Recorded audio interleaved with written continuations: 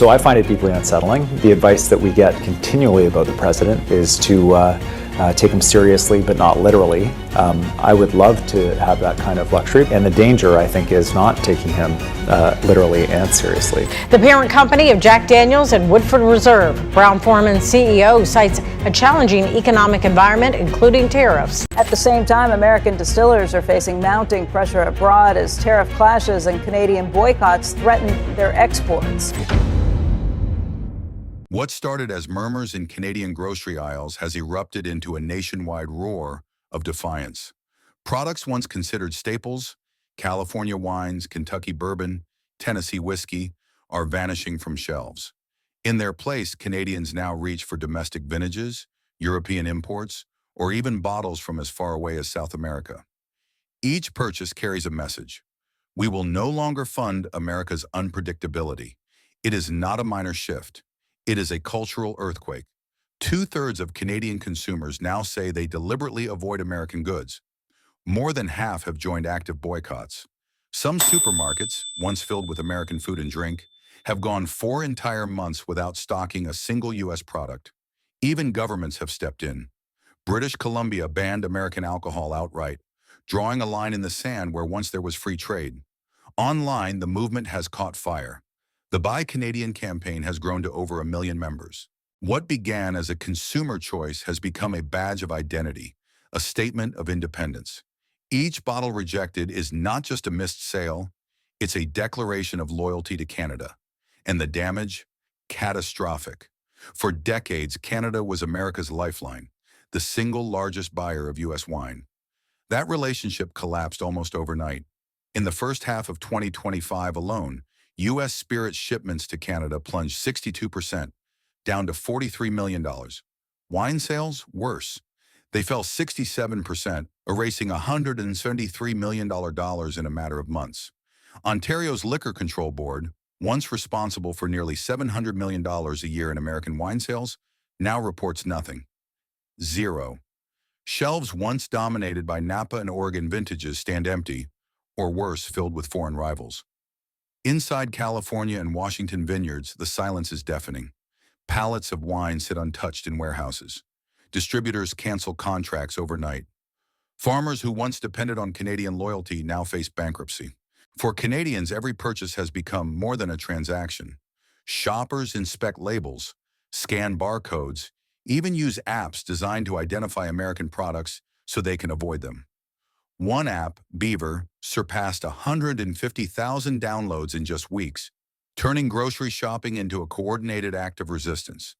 These aren't just anonymous statistics. Real people are driving this shift. Ordinary shoppers like Lucy from Toronto, who refuses to buy a single American item, or Ellen in Vancouver, who vows never again to stock her pantry with U.S. products. One voice may not seem like much, but multiplied by millions, it becomes a force powerful enough to reshape an entire economy. And in Canada, the impact is already visible. Sales of Canadian wines surged by double digits in the wake of the boycott. Local distilleries and vineyards are thriving. Small businesses that switch to Canadian suppliers report growth of up to 40%. For them, every American loss is a Canadian gain. This is no symbolic protest. It is a realignment of consumer loyalty, and it's rewriting the rules of trade across North America. The numbers tell one side of the story, but the human cost paints an even darker picture.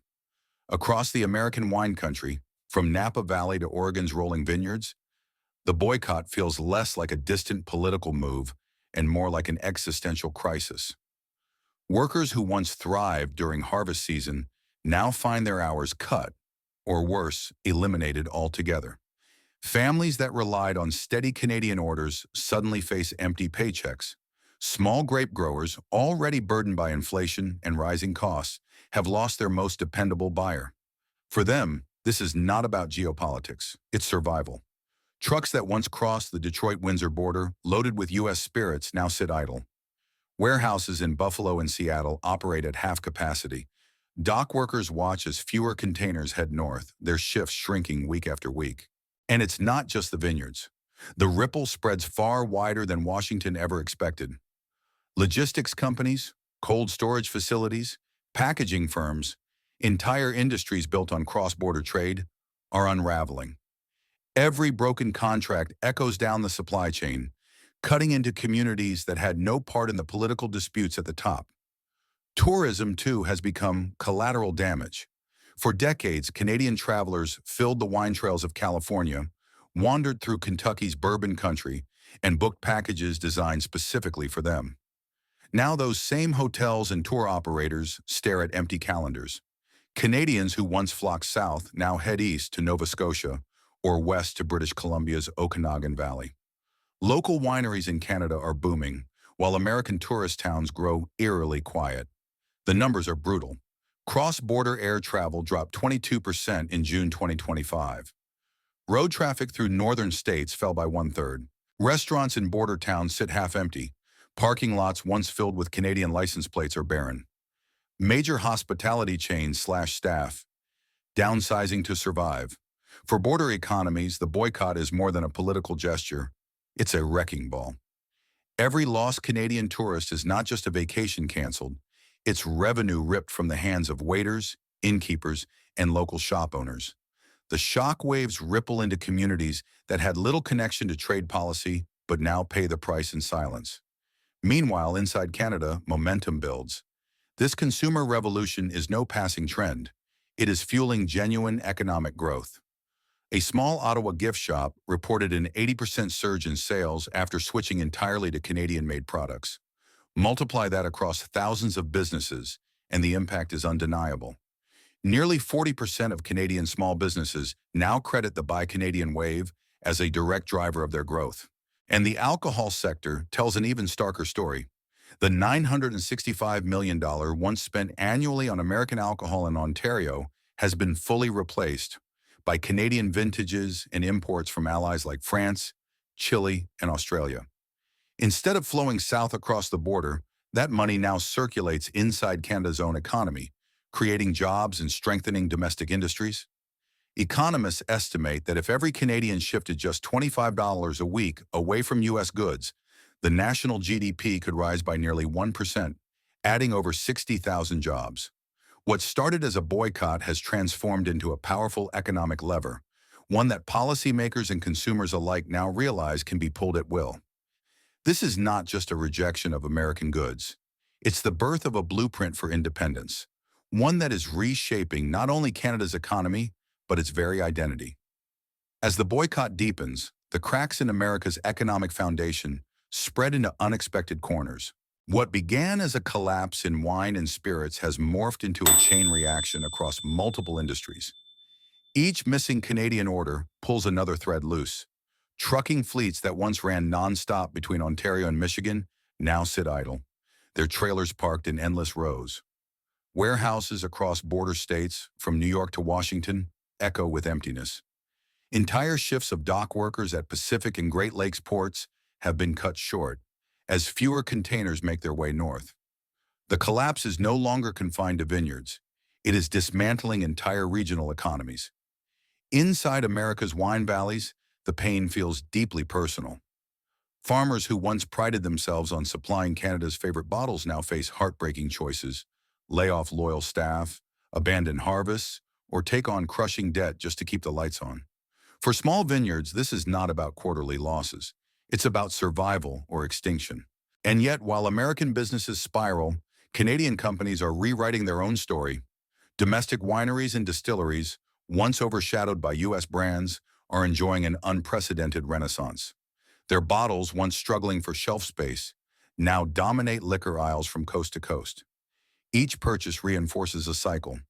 Canadian money stays in Canada, fueling Canadian jobs, building Canadian pride. But the transformation doesn't stop there. Entire supply chains are being rewired. Long-standing barriers between provinces, once obstacles to internal trade, are being dismantled under pressure from the movement. Supply chains that once leaned heavily on American imports are now redirected toward Canadian producers or international allies. This consumer revolt has also inspired technological innovation. Apps like Beaver turn everyday shopping into an act of economic resistance. With a single scan, Canadians can identify American products and replace them with local alternatives.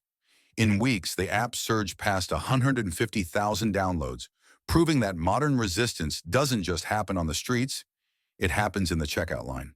The boycott is no longer limited to alcohol. Its logic is spreading into beef, dairy, and even fresh produce. What started with a bottle of wine has become a movement to redefine how Canadians buy food, clothing, and household goods. For the first time in generations, a collective national identity is being expressed not through politics or speeches, but through receipts and shopping carts. Meanwhile, Washington watches in disbelief. Tariffs can be negotiated. Trade agreements can be signed and broken. But lost trust? That is nearly impossible to recover. Retail analyst Bruce Winder warns the damage could last a decade or longer. Once loyalty is broken, competitors waste no time stepping in. Shelves that once carried Napa Valley vintages now feature wines from South Africa, New Zealand, or Chile. Markets that were once safe havens for American producers are permanently slipping away. The consequences ripple into tourism as well. Airlines slash routes as bookings vanish. Border towns that once thrived on weekend Canadian traffic grow eerily quiet. Restaurants and hotels reduce staff, while tour operators report the worst collapse they've ever seen. The boycott began as a rejection of products, but it has expanded into a rejection of experiences. Cutting across sectors Washington never imagined could be vulnerable. Canada, by contrast, has proven something remarkable: that rejecting American goods doesn't weaken its economy, it strengthens it. And in doing so, it has laid down a model that other countries are now studying with growing interest. The final and perhaps most profound shift lies not in Canadian grocery aisles, but on the global stage. Canada's defiance has caught the attention of allies and rivals alike. What began as a boycott of U.S. wine and spirits is evolving into a case study for nations seeking independence from Washington's unpredictable trade policies. The Canadian government has seized the moment. Reforms that once seemed impossible are now advancing at full speed. Decades-old barriers between provinces are being dismantled, allowing freer internal trade.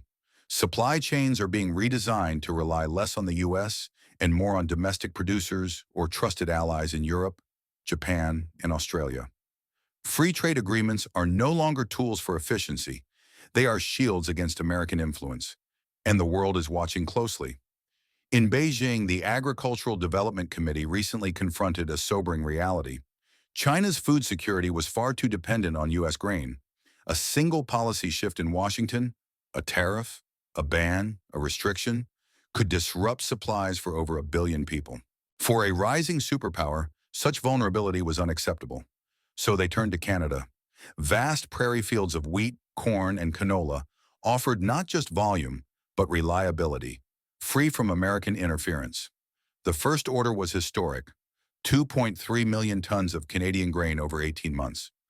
On the surface, it was a commercial deal.